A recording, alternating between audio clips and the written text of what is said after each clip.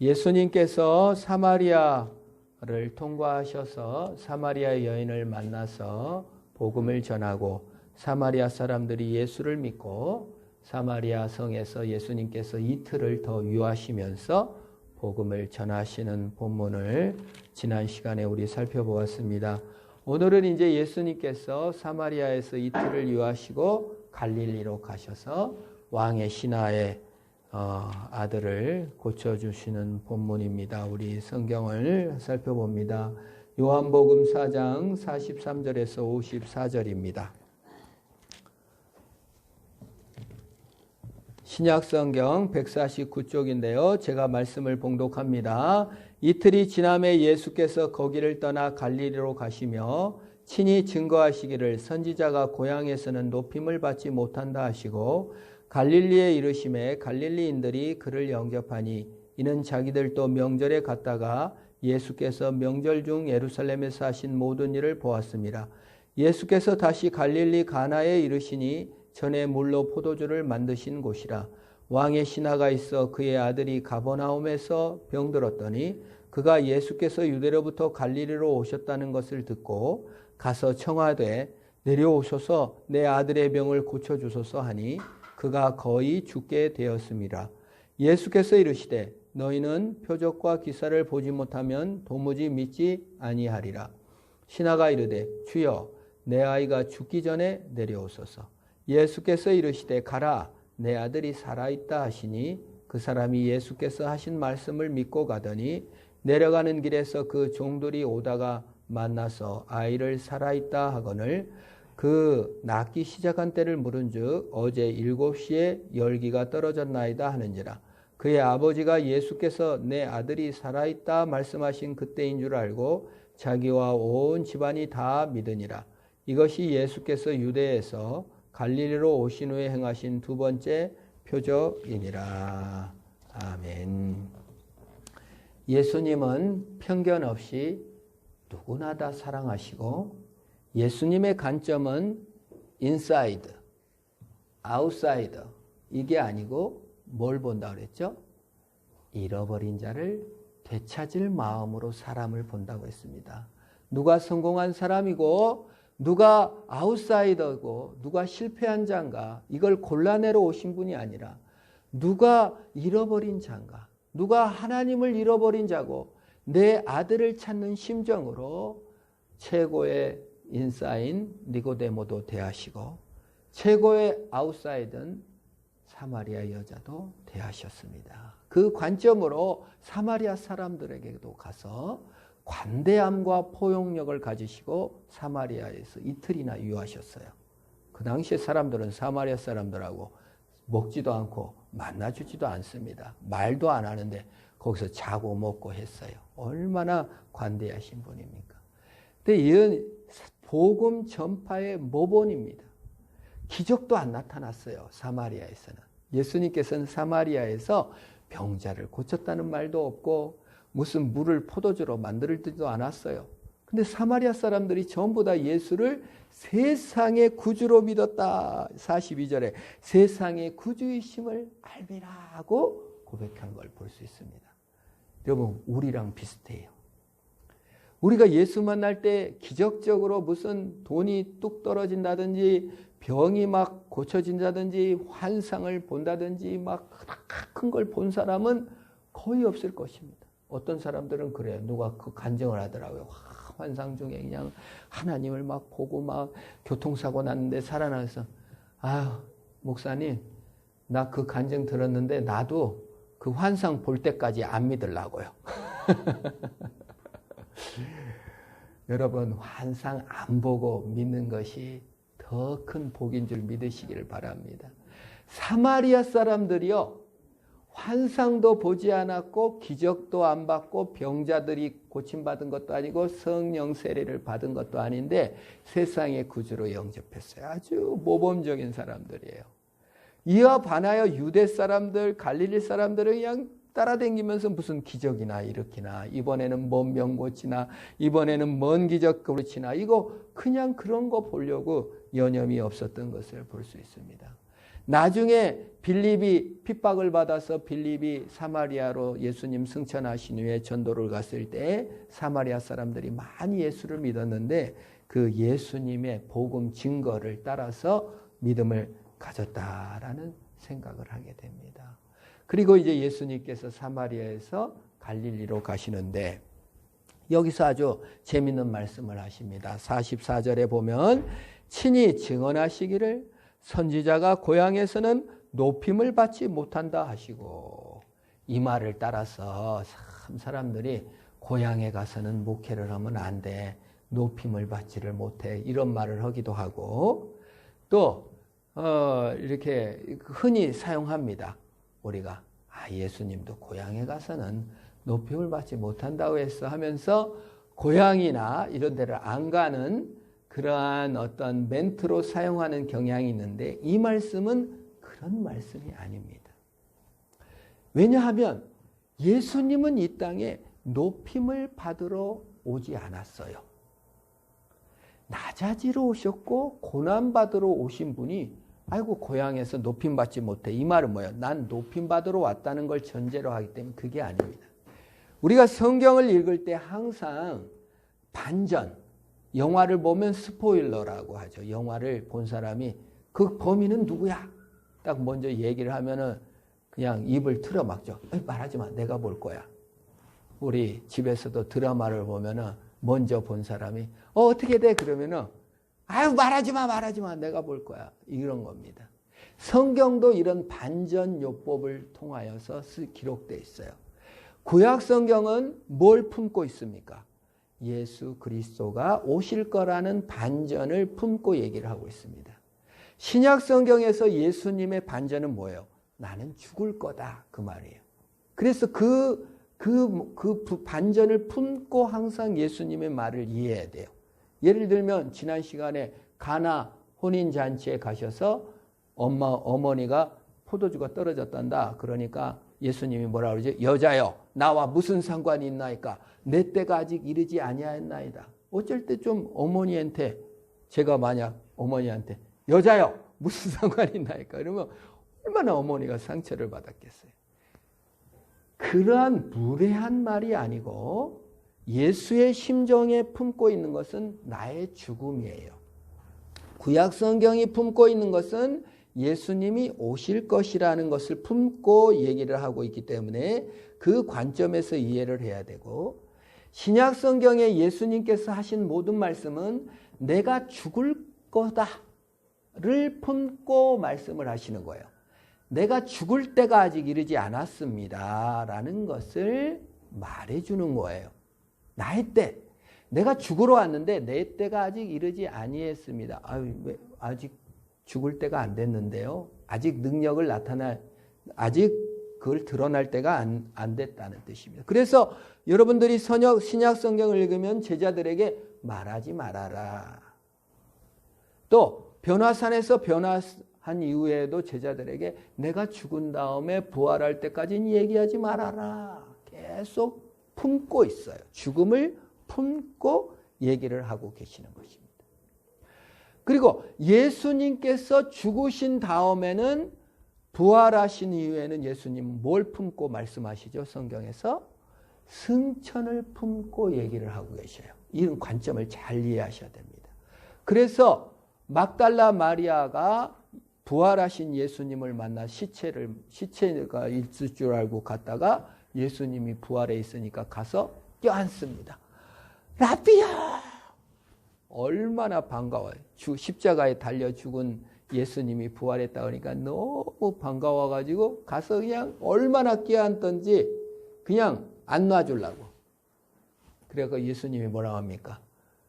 나를 만지지 마라. 내가 아직 영광을 취하지 아니했다. 그 뭐예요? 예수님 마음에는 승천. 야, 너 계속 내가 여기 살 것 같으니 나는 승천할 거야. 승천을 품고 얘기를 했습니다. 그러나 만지지 말라고 한 예수님은 누구에게? 의심 많은 도마에게는 와서 내 손을 만져라. 고 허락해 주셨고, 또 숨을 내쉬고 만지시기도 하시고 안아주시기도 하셨기 때문에 단지 만지지 말라. 또 영원히 이 땅에 있을 것 같이 생각하지 말라라는 뜻입니다. 그 부활하신 후에는 승천을 전제해서 항상 말씀하시고, 그리고 승천하신 후에 성경은 전부 다 재림을 전제로 품고 얘기를 하고 있는 거예요. 신약 성경이. 다시 올 거다. 천국이 내려올 거다. 그러면 너희들이 회복될 거다. 성령 강림을 전제로 하고, 그래서 성령 강림한 이후에 모든 신약 시대의 성도들은 천국이 내려올 것을 기대하는 반전을 갖고 있는 것입니다. 그래서 지금 우리가 어렵고 힘든 모든 것은 천국이 내려오면 다 회복된다는 것을 전제로 하는 거예요. 그래서 오늘 예수님께서 고향에서 높임을 받지 못한다. 이거 뭐예요? 나는 죽으러 왔고 고향에 가서 죽을 거다. 예루살렘에 가서 죽을 것이다라는 것을 전제해서 말한 거지. 예수님께서도 고향에서 엄청 대접받기를 원하셨나 보다. 이게 아니에요. 잃어버린 자를 되찾으러 오셨고, 다만 사마리아 사람들과 갈릴리 사람이나 유대 사람들이 너무 비교되는 거예요. 사마리아 사람들은 예수님의 말씀을 듣고 그냥 믿고 세상의 구주로 영접했지만, 갈릴리로 올라가니까 갈릴리 사람들은 어때요? 기적 보고 호기심, 또 혼인잔치 물로 포도주 변화시키고 뭐 병 고치고 이런 그것 때문에 전부 이익 때문에 왔었다. 이거를 전제해 주고 있는 것입니다. 그래, 그 말씀이 확실한 게 45절에 보면은 갈릴리에 갔더니 높임을 받지 못한 게 아니라 갈릴리 사람들이 엄청나게 몰려들어왔어요. 예수님을 보려고 막 환대하면서 환영을 했다 그 말이에요. 제자들은 이걸 잘 몰랐을 거예요. 예수님이 죽음을 전제하고 말씀한 거를 잘 몰랐기 때문에 고향 가면 환대받지 못하고 높임받지 못해 그랬는데, 갈리에 도착하니까 사람들이 예수님한테 막 몰려들어가지고 막 환대를 하는 거예요. 그게 본문입니다. 45절에 보면 갈릴리의 이름에 갈릴리인들이 그들을 영접하니 이는 자기들도 명절에 갔다가 예수께서 명절 중 예루살렘에서 하신 모든 일을 보았습니다. 잃어버린 자를 되찾으려는 예수님의 마음을 알고 예수님의 죽으심을 알고 예수님께 온 게 아니고 호기심과 기적들을 보고 막 몰려온 거예요, 사람들이. 예수님의 본 마음하고 너무 틀리죠. 그런데 이제 여기서 예수님께서 다시 전환이 돼서 갈릴리 가나에 이르시니 물을 포도주로 만드신 곳에 왕의 신하가 있어 그의 아들이 가버나움에서 병들었는데, 예수님께 와서 47절에 청하오니 내려오셔서 내 아들의 병을 고쳐주소서 하니 그가 거의 죽게 되었다고 성경에서 말하고 있습니다. 여러분, 이 요한복음에서는요, 잃어버린 자를 되찾고 있는데 첫 번째 되찾은 사람이 니고데모, 인사이드, 성공한 사람, 돈 많은 사람, 사람들한테 아주 인기 있는 사람을 잃어버린 자로 되찾고, 두 번째 사마리아 여자, 소외되고 스스로 보기에도 아주 천하고 남보기에 부끄러워 낮에 활동할 수밖에 없었던 불행한 여자도 잃어버린 자로 되찾습니다. 오늘 세 번째 등장하는 왕의 신하의 아들은 누굽니까? 헤롯 왕입니다. 예수님께서는 헤롯을 미워했어요. 뭐 꼭 미워했다기보다도 헤롯을 저 여우라고 말했어요. 강교한 기회주의자들입니다. 헤롯은 세계사에서 헤롯 가문은 가장 기회적 인물입니다. 에돔 사람으로서 로마에 빌붙었다가 이집트에 빌붙었다가 아주 기회주의자 중에 기회주의자. 우리나라 말로 하면 친일파 중에 친일파. 간에 붙었다 쓸개에 붙었다. 나한테 이득이 되면 간으로 갔다가 쓸개로 갔다가 아주 기회주의자가 헤롯입니다. 그리고 헤롯의 부하들도 마찬가지예요. 헤롯의 부하들도 역시 출세하기 위해서 민족들이 반대하는 헤롯 땅 기회주의자의 당이라고 말할 수 있습니다. 거기 가서 왕의 신하 노릇을 하고 있는 기회주의자의 아들이 와서 내 아들이 죽게 됐으니 살려주십시오라고 말했다면 예수님께서 당연히 제자들은 거꾸로웠을 거예요. 불쾌했을지도 모르죠. 그런데 먹고 살기 위해서 왕에게 빌붙었던 신하의 아들도 예수님께서는 받아주신다 그 말입니다.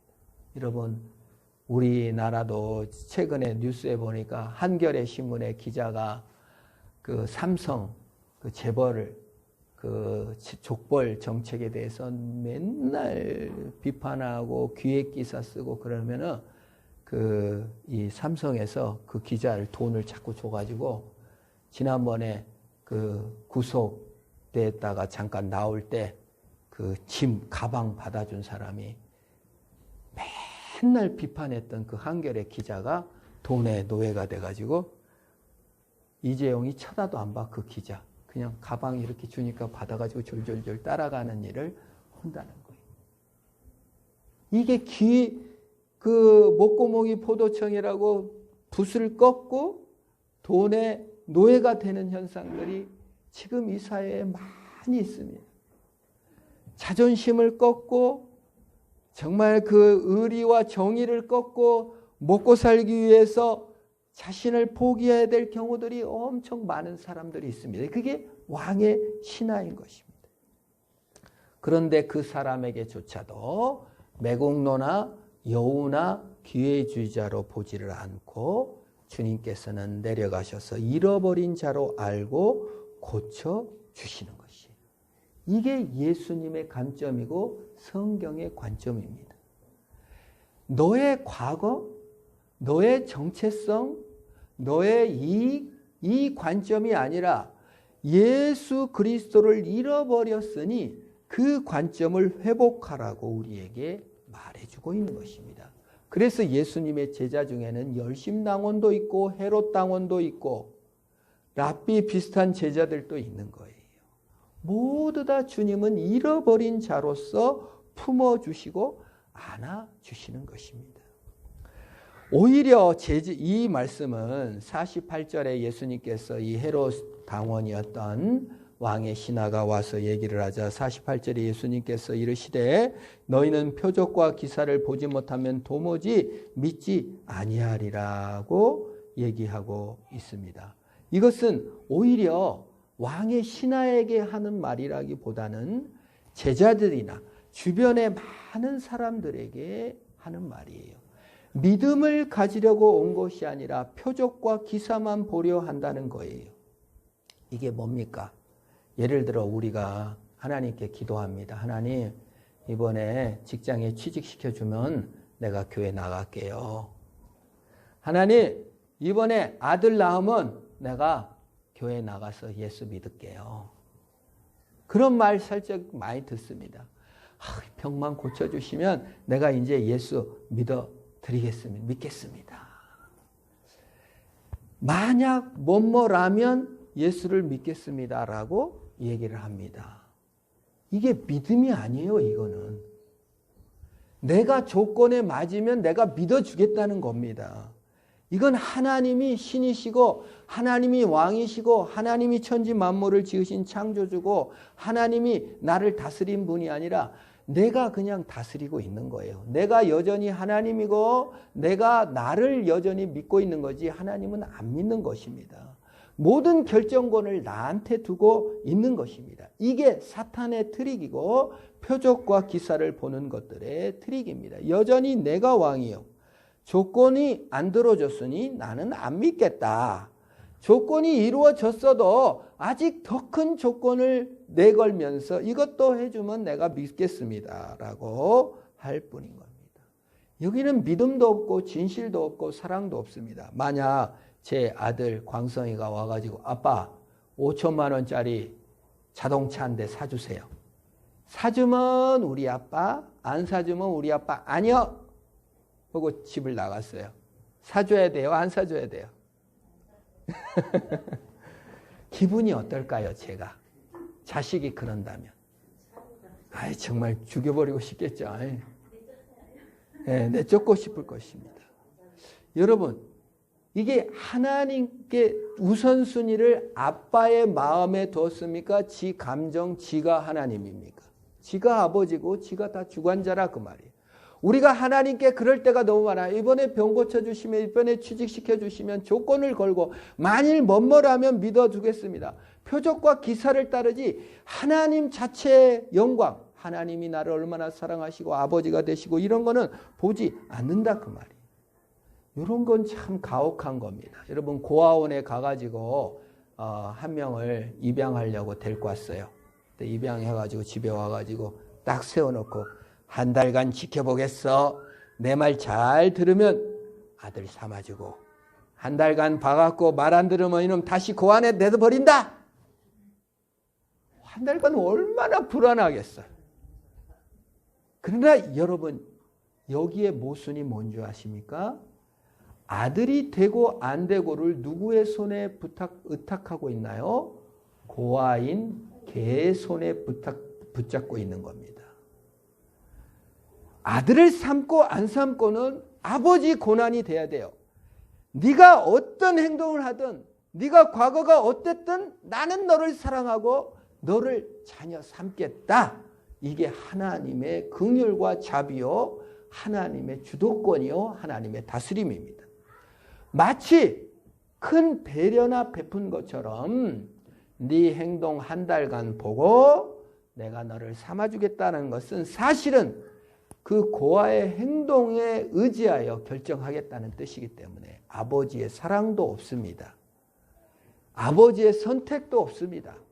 그냥 그 고아의 행동에 따라 움직일 뿐이에요. 여기에는 아버지 사랑이 없어요. 하나님은 그런 분 아니에요. 하나님이 여러분이 교회 와가지고 열심히 신앙생활하고 착한 일을 많이 하면 아이고 수고했다 천국으로 데리고 가면 천국이 누구 손에 달려있는 거예요? 여러분 손에 달려있는 겁니다. 그게 아니라고요. 지금 예수님께서 표적과 이사 만일 뭐뭐가 아니라는이 아니라 주님의 자비하심에 다스림에 우리가 모든 걸 내맡게 돼요. 엄마, 아빠, 내가 너를 자녀 삼아 주었다. 조건 없이 나를 삼으신 줄 믿으시기를 바랍니다. 이 시대의 실패의 원인이 뭐냐면요. 모든 게 내 손에 있는 줄 알아요. 표적과 기사를 통해서 하나님마저도 내가 부릴 수 있다고 생각하는 거예요. 그래서 예수님께서 그걸 말하는 거예요. 너희가 도무지 믿지 아니한다. 하나님은 진실된 아버지요 우리를 찾으시는 분인 줄 믿으시기를 바랍니다. 내가 인싸든 아싸든 기회주의자든 어떤 과거를 가졌든 주님께서는 나를 찾으시는 분이십니다. 주님은 모든 걸 포기하서라도 나를 찾아요.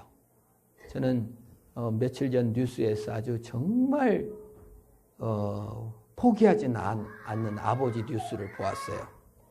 미국으로 입양을 갔는데 아버지를 너무너무 찾고 싶은 거예요. 그래서 유전자 이거를 막 검사를 했는데 그 사촌인가 비슷한 그게 나와가지고 한국에 이제 찾았는데 아버지가 나는 너 안 만나주는 거예요. 전화도 안 받아주고 말도 안 해주고 유전자 검사를 통해서 친아버지인 것이 판명이 됐는데 만나주지도 않고 대화도 안 해줘. 그래서 법에 호소를 했어요. 이 사람이 내 친아버지인데 나를 만나주지도 않고 엄마가 누군지도 말을 안 해주고 있으니까 만나도록 명령을 내려줘라고 고발을 했어요. 그래서 이 검사표를 보고 법원에서 만나라. 판결을 내린 거예요. 30분 만날 의무가 있다.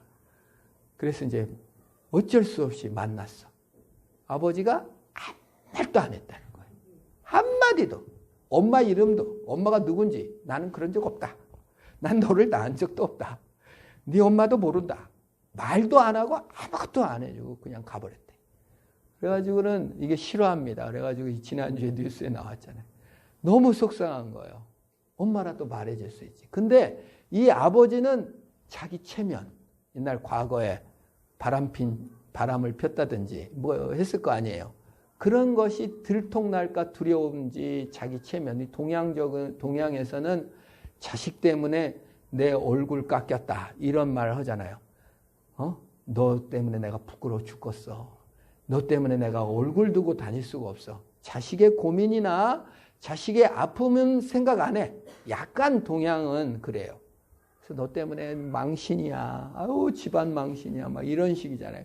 그러니까 나에게 어떤 뭐 바람을 폈다든지 어떻게 새로 생긴 아들이 있다는 거는 딸이 있다는 거는 너무 부끄러운 거예요. 아예 인정을 안 하는 거예요. 자기가 수치스럽고 체면이 깎인 것이고 자기 실수한 것을 받아들일 수가 없었던 것이죠. 그런데 예수님은요. 정반대입니다. 자기가 아무리 체면이 깎이고 예수님은 십자가에서 벌거벗겨 사람들한테 조롱을 다 당해도 자신의 잃어버린 백성을 되찾고야 말겠다는 거예요.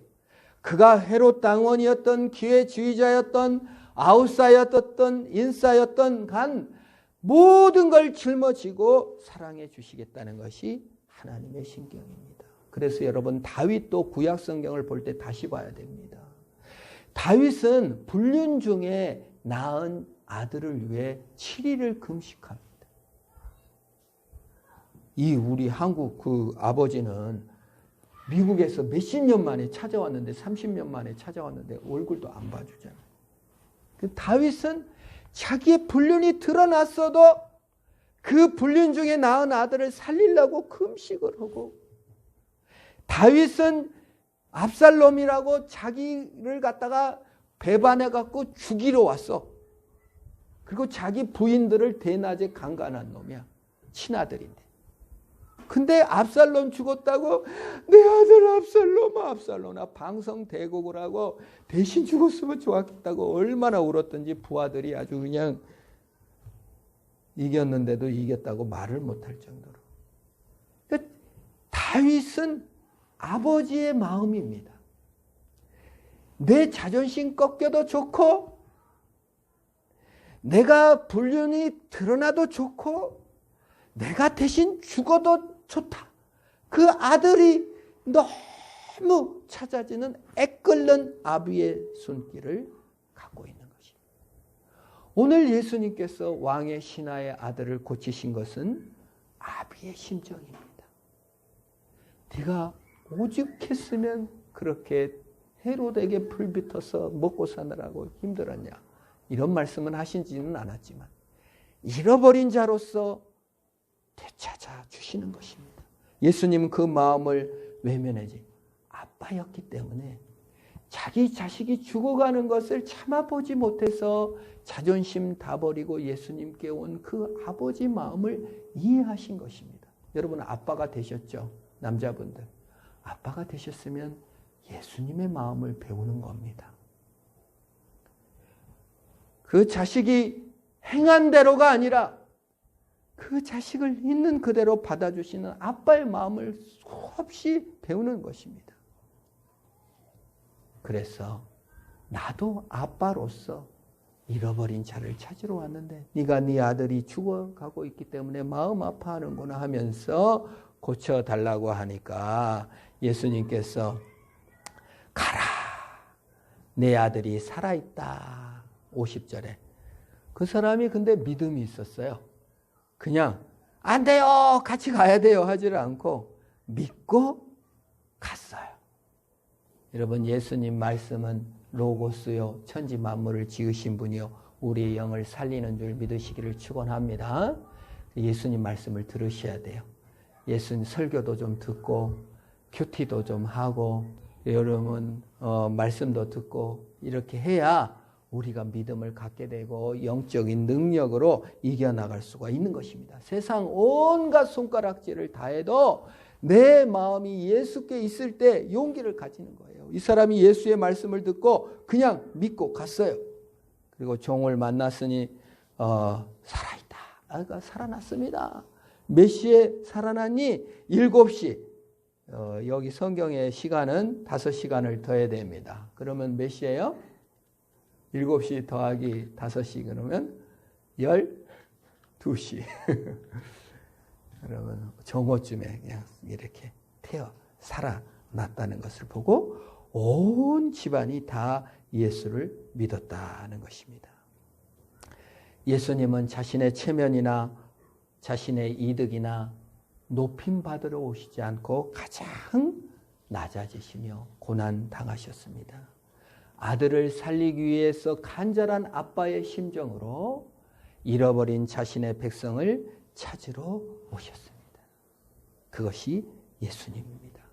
가나 혼인잔치에 포도주가 떨어졌다고 했을 때 죽을 때가 이르지 않았지만 자신이 피인 상징인 포도주를 만들어주심을 통하여 예수님의 죽음을 통하여 내가 참 신랑이 되겠다고 말씀해 주신 예수 그리스도께서는 오늘 죽어가는 아들을 살리심으로 말미암아 내가 진짜 네 아빠다. 네 행위를 따라가 아니라 내가 피 끓는 심정으로 너를 되찾으러 온 아빠다. 너를 찾으러 왔다. 네 행위가 아니라 있는 그대로 내가 너를 받은다고 만나주신 그 예수님을 영접하여 승리하시기를 주의 이름으로 축원합니다. 우리 피아노 반주해 주시고요. 우리 하나님 나를 내 행위 따라 보지 않으시고 있는 그대로 되찾아 주신 하나님, 그 하나님으로 살겠습니다. 그 하나님의 능력으로 다시 일어서겠습니다. 그 하나님으로 승리하겠습니다. 그 하나님을 따라 주님을 믿고 나도 또한 행위대로가 아닌 있는 그대로 주님을 사랑하겠습니다. 우리 합심을 한번 기도합니다. 하나님 감사합니다. 주님 아비의 심정으로 아들을 찾아주신 주님, 내가 기회주의자였거나 내가 죄인이었거나 실수했거나 모순이 많았거나 사회 정의를 실현하지 못한 연약한 자였을지라도 애끓는 아비의 심정으로 나를 되찾아 주신 것을 감사합니다. 세상 아비는 실수를 할 때도 있고 나를 부끄러워할 때도 있지만 주님은 나를 부끄러워하지 아니하시고 나를 결국 되찾고야 마신 아버지 하나님, 주님의 체면과 멸시와 모든 걸 다 포기하시고 나를 사랑하여 주신 것을 감사합니다. 그 하나님으로 인하여 승리하게 하시고 그 하나님으로 용기 내게 하시고 그 하나님으로 승리하는 우리가 되게 하옵소서. 하나님, 나를 되찾아 주시고 죽어가는 나를 살리신 주님 감사합니다. 세상 모든 사람이 손가락질해도 아버지 하나님은 나를 손가락질하지 아니하시고 세상 모든 사람이 멸시한다 할지라도 아버지 하나님은 나를 안으시고 애끓는 심정으로 사랑해 주신 것을 감사합니다. 내가 연약할수록 더 사랑해 주시고 더 애끓게 안아주신 하나님 감사합니다. 그 하나님으로 인하여 만족하게 하시고 그 하나님으로 인하여 승리하는 내가 되게 하시고 아비의 심정을 배워가며 아비가 되게 하시고 어미의 심정을 배워 어미가 되게 하시고 하나님의 심정을 알아 하나님의 마음으로 승리하는 우리들이 다 되게 하여 주옵소서. 예수님의 이름으로 기도합니다.